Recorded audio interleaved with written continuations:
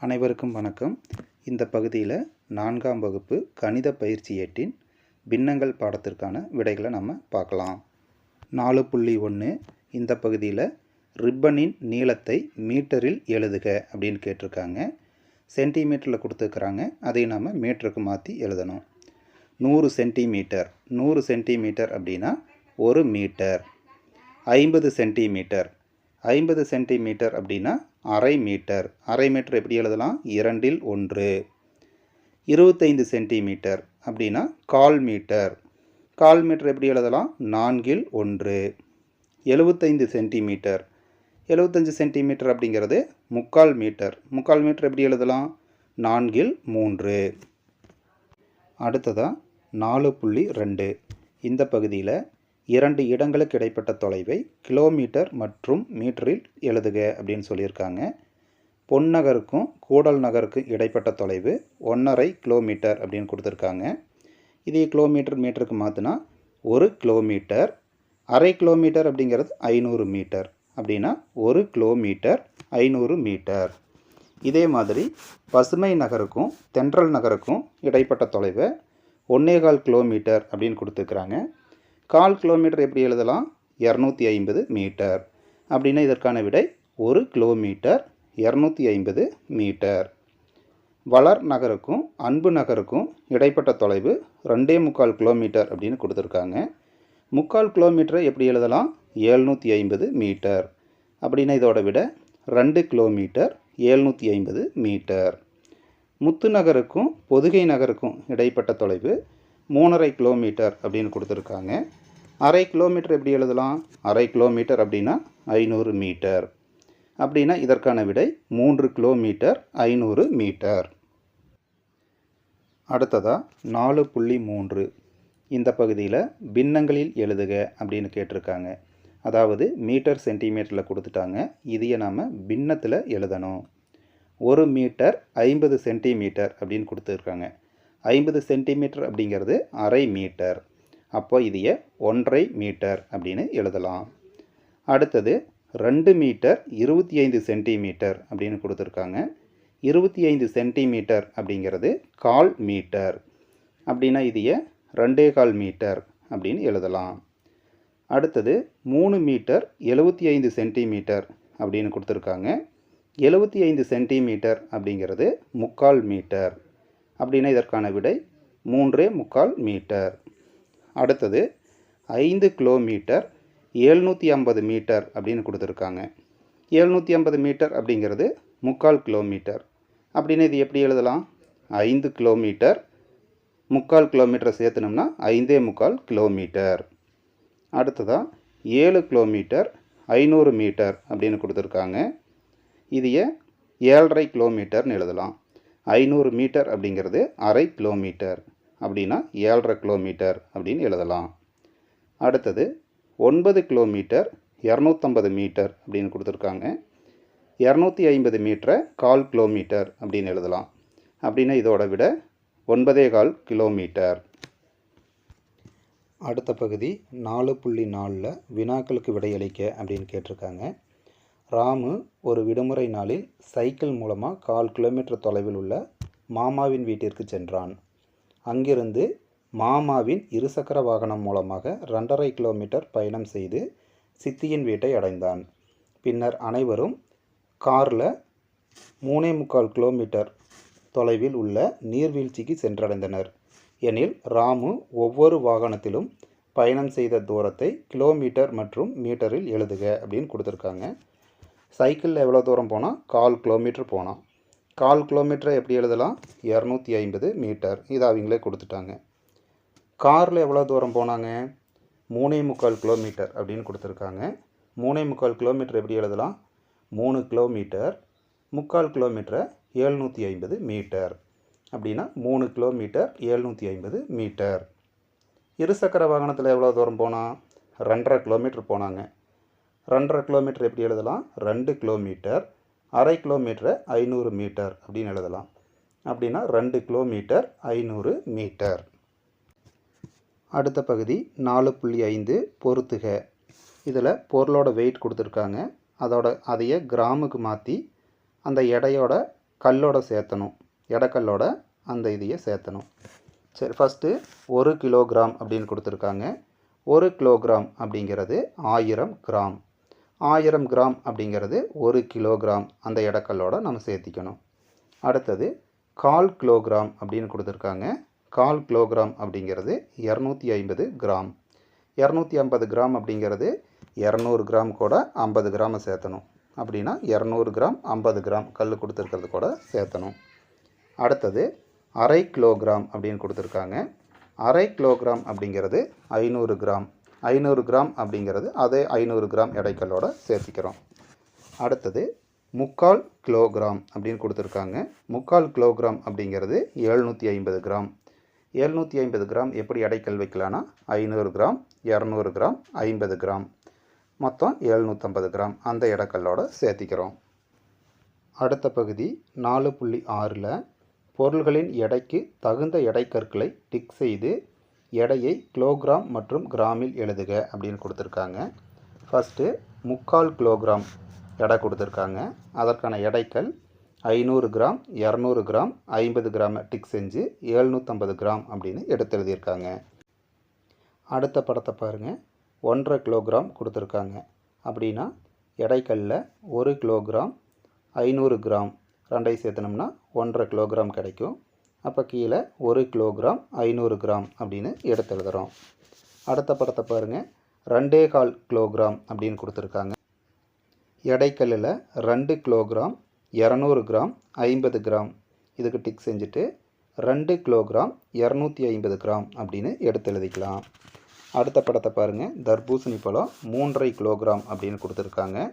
3 kilogram எப்படி எழுதலாம்? 2 kilogram எடைக்கல்லுமே 1 kilogram எடைக்கல்லையும் சேர்த்திக்கணும். அந்த 1/2 கிலோகிராமை 500 கிராம் அந்த எடைக்கல்லுக்கு டிக் பண்ணிக்கணும். மொத்தமாக 3 கிலோகிராம் 500 கிராம் அப்படின்னு எடுத்து எழுதலாம். அடுத்த படத்தை பாருங்கள். 3.25 கிலோகிராம் அப்படின்னு கொடுத்துருக்காங்க. இதுக்கு எடைக்கல்லில் 2 kilogram 1 kilogram 500 gram 200 gram 50 gram இந்த எடைக்கற்களுக்கு டிக் செஞ்சுட்டு 3 கிலோகிராம் 750 கிராம் அப்படின்னு எடுத்து எழுதலாம். அடுத்த பகுதி 4.7 நவீன் தன் அம்மா கொடுத்த காய்கறி பட்டியலை பார்த்து காய்கறிகளின் அளவை 1/4, 1/2, 3/4 என பின்னங்களில் கூறினால் எவ்வாறு கூறியிருப்பான் அப்படின்னு கேட்டிருக்காங்க. பாருங்கள். பூண்டு 1 கிலோகிராம் 250 கிராம் அப்படின்னு கொடுத்துருக்காங்க. அப்படின்னா இது எப்படி எழுதலாம்? 1.25 கிலோகிராம் அப்படின்னு எழுதலாம். அதே மாதிரி உருளைக்கிழங்கு 2 கிலோகிராம் 500 கிராம் அப்படின்னு கொடுத்துருக்காங்க. இதுக்கு 2.5 கிலோகிராம் அப்படின்னு எழுதலாம். வெங்காயம் 3 கிலோகிராம் 250 கிராம் அப்படின்னு கொடுத்துருக்காங்க. இதைய 3.25 கிலோகிராம் அப்படின்னு எழுதலாம். வெண்டைக்காய் வெறும் 750 கிராம் மட்டும் கொடுத்துருக்காங்க. அப்படின்னா 3/4 கிலோகிராம். அடுத்ததாக பீன்ஸ் கொடுத்துருக்காங்க. பீன்ஸ் எவ்வளவு? 1 கிலோகிராம் 500 கிராம். இது எப்படி எழுதலாம்? 1.5 கிலோகிராம். அடுத்ததாக கத்திரிக்காய் கொடுத்துருக்காங்க. இதோட வெயிட்டு 2 கிலோகிராம் 250 கிராம். இது எப்படி எழுதலாம்? 2.25 கிலோகிராம். தக்காளி 4 கிலோகிராம் 750 கிராம் அப்படின்னு கொடுத்துருக்காங்க. இது எப்படி எழுதலாம்? 4.25 கிலோகிராம். மிளகாய் 250 கிராம் அப்படின்னு கொடுத்துருக்காங்க. இது எப்படி எழுதலாம்? 1/4 கிலோகிராம்.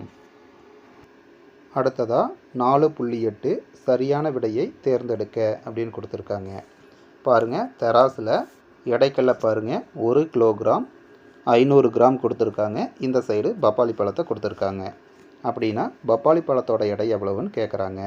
அப்போது 1 கிலோகிராம் 500 கிராம் இதைய 1.5 கிலோகிராம் அப்படின்னு சொல்லலாம். அடுத்தது எது சரியானது அப்படின்னு கேட்டிருக்காங்க. கொடுக்கப்பட்ட விடைகளில் ஆப்ஷன் இ அதை பாருங்கள். 200 கிராம் 50 கிராம் இந்த ரெண்டையும் சேர்த்தனோம்னா 250 கிராம். 250 கிராம் அப்படிங்கிறது 1/4 கிலோகிராம். இதுதான் சரியான விடை. அடுத்ததாக அருளின் வீட்டில் காலையில் 1 லிட்டர் பாலும் மாலையில் 1/2 லிட்டர் பாலும் வாங்கினர் எனில் ஒரு நாளில் வாங்கிய பாலின் அளவை தேர்ந்தெடு அப்படின்னு கொடுத்துருக்காங்க. 1 லிட்டர் 1/2 லிட்டர் 1/2 லிட்டர் அப்படிங்கிறத 500 மில்லி லிட்டர் அப்படின்னு சொல்லலாம். அப்படின்னா விடை எது வரும்? 1 லிட்டர் 500 மில்லி லிட்டர். ஆப்ஷன் இ. அடுத்ததாக ஒரு வாளியின் கொள்ளளவு 10 லிட்டர் 750 மில்லி லிட்டர் என்பதை இவ்வாறும் கூறலாம் அப்படின்னு கொடுத்துருக்காங்க. 750 மில்லி லிட்டர் அப்படிங்கிறது எப்படி சொல்லலாம்? 3/4 லிட்டர் அப்படின்னு எதே ஆன்சராக வரும்? ஆப்ஷன் இ, 10 லிட்டர். அடுத்த பகுதி செயல்பாடு 3. புள்ளிகளை இணைத்து கோடிட்டு சம பாகங்களாக பிரிக்க. குறிப்பின்படி வண்ணம் தீட்டி வண்ணமிட்ட பாகத்தில் உள்ள மொத்த நிமிடங்களை கணக்கிடுக அப்படின்னு சொல்லியிருக்காங்க. ஃபஸ்ட்டு ஒன், சிவப்பு வண்ணம் அடிக்க சொல்லியிருக்காங்க. அந்த கடிகாரம் முழுவதுமே சிவப்பு வண்ணம் அடித்து முழுமைக்கும் பார்த்திங்கன்னா 1 மணி நேரம் சமம் 60 நிமிடங்கள். அடுத்த படத்தை பாருங்கள். பாதியாக பிரித்து பாதிக்கு மட்டும் மஞ்சள் வண்ணம் அடிக்க சொல்லியிருக்காங்க. அதுக்கு நம்ம மஞ்சள் வண்ணம் அடிக்கிறோம். வண்ணமிட்ட பாகத்தின் பின்னம் என்னன்னு பார்த்தீங்கன்னா 2/1. வண்ணமிட்ட பாகத்தில் உள்ள நிமிடங்கள் மொத்தம் 60 நிமிடம். அது பாதியாக பிரித்து அப்படின்னா 30 நிமிடங்கள். அடுத்த படத்தை பாருங்கள். கடிகாரத்தை 4 சம பாகமாக பிரிக்கிற மாதிரி கொடுத்துருக்காங்க. அதில் ஒரு பாகத்துக்கு மட்டும் நீல வண்ணம் அடிக்க சொல்லியிருக்காங்க. நீல வண்ணத்தை அடிச்சுக்குங்க. வண்ணமிட்ட பாகத்தின் பின்னம் என்ன அப்படின்னு பார்த்தீங்கன்னா 4/1. அப்போது மொத்த 1 மணி நேரத்திற்கு 60 நிமிடங்கள். அப்போது 4 பாகமாக இதை பிரிக்கும்போது நம்மளுக்கு வண்ணமிட்ட பாகத்துக்கு மட்டும் எத்தனை நிமிடங்கள் வரும் அப்படின்னா 1/4 மணி நேரம், அதாவது 15 நிமிடங்கள். அடுத்த படத்தை பாருங்கள். அதே மாதிரி 4 சம பாகமாக பிரித்து 3 பாகத்துக்கு பச்சை வண்ணம் அடிக்க சொல்லியிருக்காங்க. இப்போது வண்ணமிட்ட பாகத்தின் பின்னம் என்ன அப்படின்னா 4/3. வண்ணமிட்ட பாகத்தில் உள்ள நிமிடங்கள் 3 பாகம் அப்படிங்கும்போது 3/4 மணி நேரம் அப்படின்னா 45 நிமிடங்கள். அடுத்த பகுதி 4.9. கொடுக்கப்பட்டுள்ள மணிக்கேற்ப கடிகாரத்தில் முள்களை வரைக அப்படின்னு கொடுத்துருக்காங்க. 7:15 மணி கொடுத்துருக்காங்க.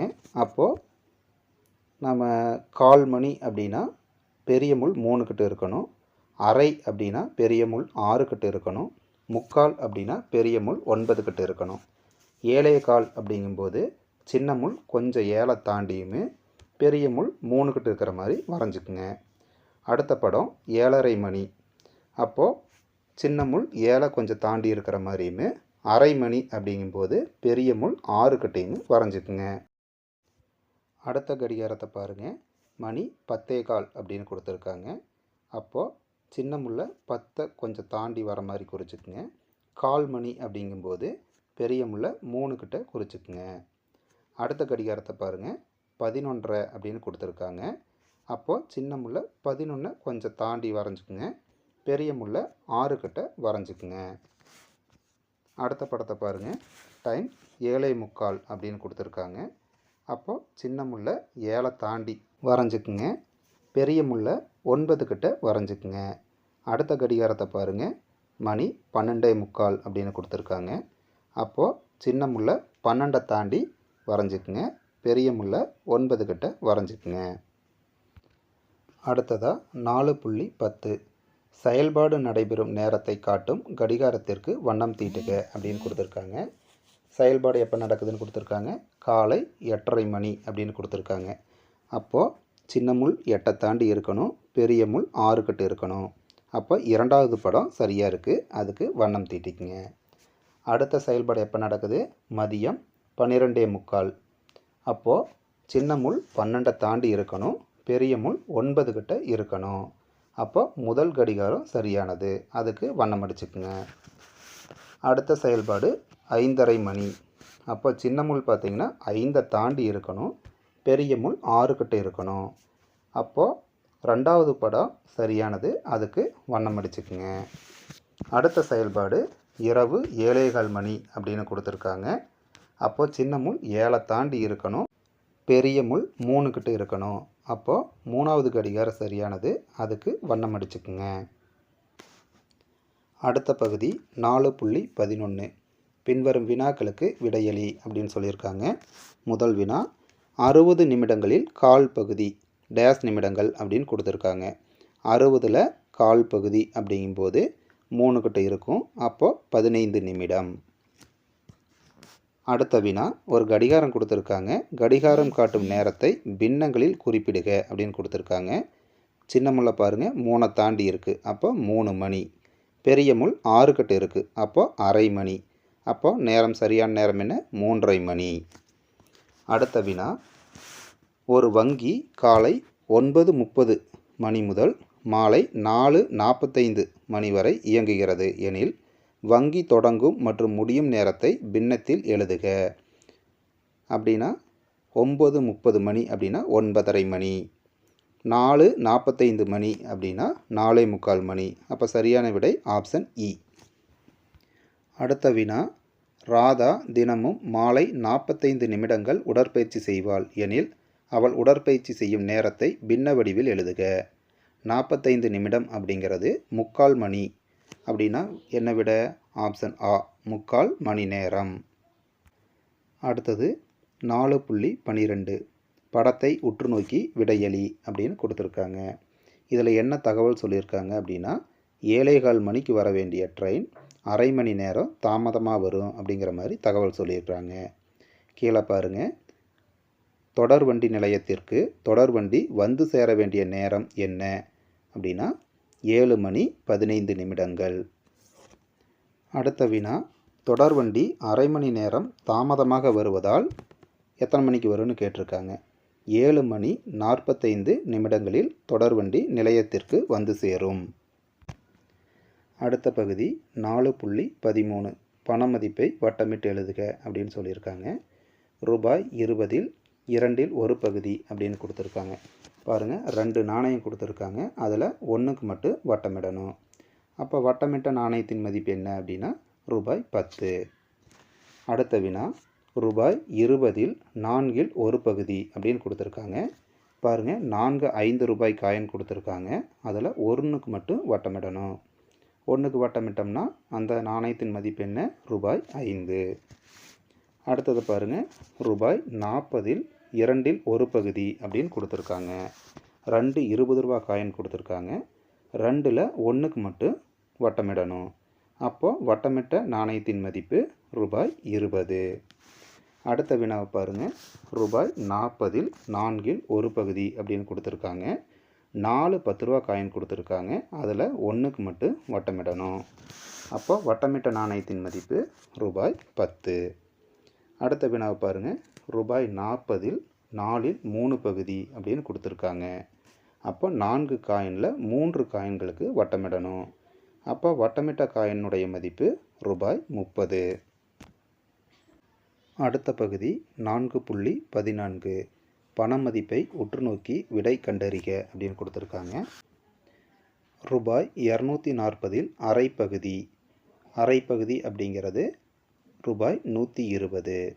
240இல் கால் பகுதி, கால் பகுதி அப்படிங்கிறது அரை பகுதியில் பாதி அப்படின்னா 120இல் பாதி 60, ரூபாய் 60.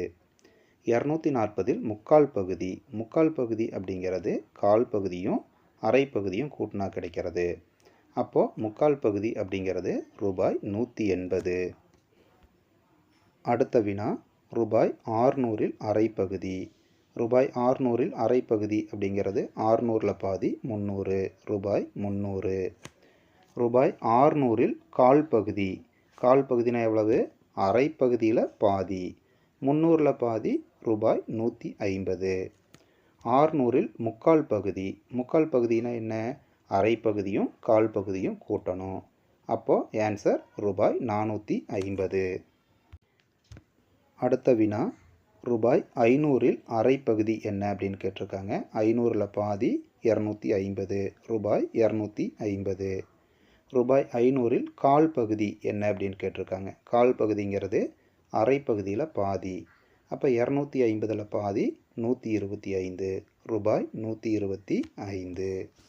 ரூபாய் 500இல் முக்கால் பகுதி என்ன அப்படின்னு கேட்டிருக்காங்க. முக்கால் பகுதி அப்படிங்கிறது கால் பகுதியையும் அரை பகுதியையும் கூட்டணும். அப்போ கூட்டினீங்கன்னா விடை ரூபாய் 375. அடுத்ததாக 4.15 சரியான விடையை தேர்ந்தெடுக்க அப்படின்னு கேட்டிருக்காங்க. முதல் வினா, ரூபாய் 1000இல் அரை பகுதி எவ்வளவு அப்படின்னு கேட்டிருக்காங்க. 1000இல் பாதி ரூபாய் 500. அப்போ சரியான விடை ரூபாய் 500. அடுத்த வினா, ரூபாய் 2000ல் கால் பகுதி எவ்வளவு அப்படின்னு கேட்டிருக்காங்க. ரூபாய் 2000ல் அரை அப்படிங்கிறது 1000, அதில் பாதி 500. அப்படின்னா 2000ல் கால் பகுதி ரூபாய் 500. அடுத்த வினா, ரூபாய் 1000ல் முக்கால் பகுதி எவ்வளவு அப்படின்னு கேட்டிருக்காங்க.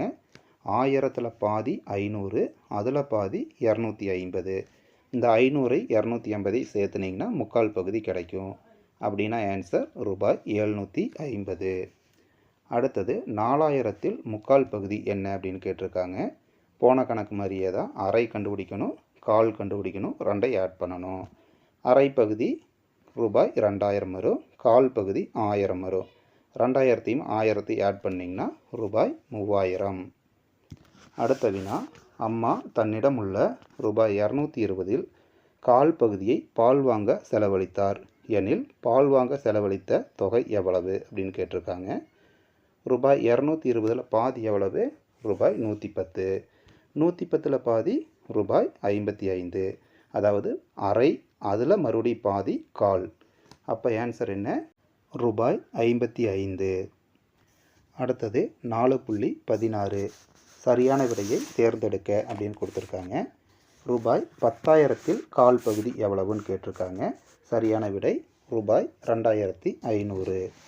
ரெண்டாவது வினா, ரூபாய் 12,000ல் கால் பகுதி எவ்வளவுன்னு கேட்டிருக்காங்க. இதற்கான விடை ரூபாய் 3000. மூன்றாவது வினா, அம்மு தன் அப்பா கொடுத்த ரூபாய் 100ஐ முக்கால் பகுதியை புத்தகம் வாங்க செலவிட்டாள் எனில் அவளிடம் மீதமுள்ள தொகை எவ்வளவு அப்படின்னு கேட்டிருக்காங்க. ரூபாய் 100ல் முக்கால் பகுதி அப்படிங்கிறது 75 ரூபாய். அப்படின்னா மீதம் இருக்கிற தொகை எவ்வளவு? ரூபாய் 25. மலர் ரூபாய் 5000ல் முக்கால் பகுதியை வங்கி கணக்கில் செலுத்திவிட்டாள். அவளிடம் மீதமுள்ள தொகை எவ்வளவு அப்படின்னு கேட்டிருக்காங்க. முக்கால் பகுதியை மலர் பேங்க்கில் செலுத்திட்டா அப்போ அவகிட்ட மீதி எவ்வளோ இருக்கும்? கால் பகுதி இருக்கும். அப்போ ரூபாய் 5000ல் கால் பகுதி என்ன? ரூபாய் 1250. அதுதான் சரியான விடை. அடுத்த வினா, அம்மா தன்னிடம் உள்ள 8000ல் அம்மாத வீட்டு தேவைகளுக்கு செலவழித்த பின்பு மாத இறுதியில் ரூபாய் 2000ஐ சேமித்தார் எனில் அவர் தன்னிடமுள்ள பணத்தில் எவ்வளவு பகுதியை வீட்டு தேவைகளுக்கு செலவிட்டார் அப்படின்னு கேட்டிருக்காங்க. சரியான விடை முக்கால் பகுதியை அவர் வீட்டு தேவைக்கு செலவிட்டிருக்கிறாரு. அடுத்ததாக வளரறி மதிப்பீடு ஆ, அதற்கான விடைகளை பார்க்கலாம். பின்வரும் வினாக்களுக்கு விடையளி. கடிகாரத்தை பாருங்கள். கடிகாரம் காட்டும் நேரத்தின் பின்ன வடிவம் கேட்குறாங்க. சின்ன முள் 4 தாண்டி இருக்குது, பெரிய முள் 6 கிட்ட இருக்குது. அப்போ மணி என்ன? 4:30. ஆப்ஷன் இ. ரெண்டாவது வினா, 15 நிமிடங்கள் சமம் டேஸ் மணி நேரம் அப்படின்னு கேட்டிருக்காங்க. 15 நிமிடங்கள் அப்படிங்கிறது கால் மணி நேரம். ஆப்ஷன் ஆ. அடுத்த வினா, 1.5 மணி நேரம் என்பது டேஸ் அப்படின்னு கொடுத்துருக்காங்க. சரியான விடை 1 மணி 30 நிமிடங்கள். நான்காவது வினா, ரூபாய் 50ல் அரை பகுதி என்ன அப்படின்னு கேட்டிருக்காங்க. அதற்கான விடை ரூபாய் 25. அடுத்த வினா, ரூபாய் 20ல் முக்கால் பகுதி என்ன அப்படின்னு கேட்டிருக்காங்க. அதற்கு சரியான விடை ரூபாய் 15. அடுத்த வினா, 5 மணி 30 நிமிடங்கள் என்பது டேஸ் மணி அப்படின்னு கொடுத்துருக்காங்க. 30 நிமிடம் அப்படிங்கிறது அரை மணி. அதனால் சரியான விடை 5:30 மணி. அடுத்த வினா, ரூபாய் 800ல் கால் பகுதி டேஸ் அப்படின்னு கொடுத்துருக்காங்க. ரூபாய் 800ல் கால் பகுதி அப்படிங்கிறது ரூபாய் 200. இரவு 7:45 மணியை காட்டும் கடிகாரம் எது அப்படின்னு கேட்டிருக்காங்க. சின்ன முள் 7 தாண்டி இருக்கணும், பெரிய முள் 9 கிட்ட இருக்கணும். அப்படின்னா சரியான விடை ஆப்ஷன் இ. ரூபாய் 280ல் கால் பகுதி டேஸ் அப்படின்னு கேட்டிருக்காங்க. அதற்கான சரியான விடை ரூபாய் 70. அடுத்த வினா, 60 நிமிடங்களில் அரை பகுதி டேஸ் நிமிடங்கள் அப்படின்னு கொடுத்துருக்குறாங்க. 60ல் பாதி 30 நிமிடங்கள். அடுத்த வினா, கடிகாரம் கொடுத்துருக்காங்க. கடிகாரத்தை உற்று நோக்கி 1 மணி நேரத்திற்கு முன் கடிகாரம் காட்டிய நேரத்தை பின்னத்தில் எழுதுக அப்படின்னு கொடுத்துருக்காங்க. இப்போ டைமு 10:15. அப்போ 1 மணி நேரத்திற்கு முன்னாடி டைம் என்ன அப்படின்னா 9:15 மணி. ஆப்ஷன் ஆ. அடுத்த வினா, ரூபாய் 8000ல் முக்கால் பகுதி என்பது டேஸ் அப்படின்னு கொடுத்துருக்காங்க. இதற்கான சரியான விடை ரூபாய் 6000. அடுத்த வினா, கவின் தம்மிடமுள்ள ரூபாய் 4000ல் முக்கால் பகுதியை மின்விசிறி வாங்க செலவழித்தார் எனில் மின்விசிறி வாங்க செலவழித்த தொகை எவ்வளவு அப்படின்னு கேட்டிருக்காங்க. அதற்கான சரியான விடை ரூபாய் 3000, ஆப்ஷன் இ.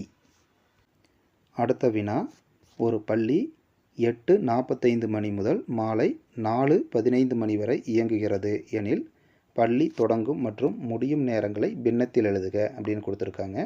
இதற்கு சரியான விடை ஆப்ஷன் இ, 8:45 மணி, 4:15 மணி. அடுத்த வினா, ஜான்சி காலையில் 1 மணி நேரமும் மாலையில் 30 நிமிடங்களும் நடைப்பயிற்சி மேற்கொண்டாள். ஒரு நாளில் அவள் நடைப்பயிற்சி செய்யும் நேரத்தை பின்ன வடிவில் எழுதுக அப்படின்னு கொடுத்துருக்காங்க. காலையில் 1 மணி நேரம், சாயந்தரம் 30 நிமிடங்கள். 30 நிமிடம் அப்படிங்கிறது அரை மணி நேரம். அப்போ சரியான விடை ஆப்ஷன் ஆ, 1.5 மணி நேரம். அடுத்த வினா, நிர்மல் தன்னிடம் உள்ள ரூபாய் 5400ல் முக்கால் பகுதியை வங்கி கணக்கில் செலுத்தினார் எனில் அவர் வங்கியில் செலுத்திய தொகை எவ்வளவு அப்படின்னு கேட்டிருக்காங்க. இதற்கு சரியான விடை ஆப்ஷன் ஆ, ரூபாய் 4050. அடுத்த வினா, சரியான இணையை தேர்ந்தெடு அப்படின்னு கொடுத்துருக்காங்க. இதில் ஆப்ஷன் இ அதுதான் சரியான விடை. அதை பாருங்கள், 2 மணி 15 நிமிடங்கள் அப்படின்னு கொடுத்துருக்காங்க. 15 நிமிடங்கள் அப்படின்னா 1/4 மணி நேரம். 2 மணி 1/4 மணி நேரம். அடுத்த வினா, தென்றல் தன்னிடம் உள்ள ரூபாய் 6000ல் சுற்றுலாவிற்கு செலவழித்த பின்பு ரூபாய் 3000ஐ சேமித்தாள் எனில் அவள் தன்னிடமுள்ள பணத்தில் எவ்வளவு பகுதியை சுற்றுலாவிற்கு செலவிட்டாள்? 6000ல் 3000 ரூபாய் செலவு செஞ்சுட்டு 3000 ரூபாய் சேமிச்சிருக்கிறா. அப்போ பாதியை செலவு செஞ்சுருக்கிறா. அப்போ ஆன்சர் ஆப்ஷன் இ, 2ல் 1, அரை பகுதி.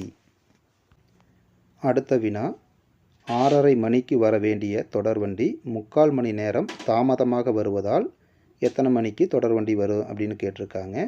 6:30 கூட 3/4 மணி நேரத்தை சேர்த்தும்போது 7:15 வரும். அப்போது 7 மணி 15 நிமிடங்கள். அதுதான் சரியான விடை. அடுத்த வினா, மதி தன் அம்மா கொடுத்த ரூபாய் 500ல் முக்கால் பகுதியை அகராதி வாங்க செலவிட்டாள் எனில் அவளிடம் மீதமுள்ள தொகை எவ்வளவு அப்படின்னு கேட்டிருக்காங்க. அவகிட்ட முக்கால் பகுதி செலவு செஞ்சதுனால மீதி 1/4 பகுதி இருக்கும். அப்போ ரூபாய் 500ல் 1/4 பகுதி அப்படிங்கிறது ரூபாய் 125. அப்போது ஆப்ஷன் ஆ, ரூபாய் 125 அப்படிங்கிறதா சரியான விடை. வளரறி மதிப்பீடு ஆவிற்கான விடைகளை ஓஎம்ஆர் சீட்டில் குறிக்கணும். இதை பார்த்து அப்படியே குறிச்சிக்குங்க. குழந்தைகளை, இதோட இந்த பாடம் முடியுது. மீண்டும் அடுத்த பாடத்தில் சந்திக்கலாம்.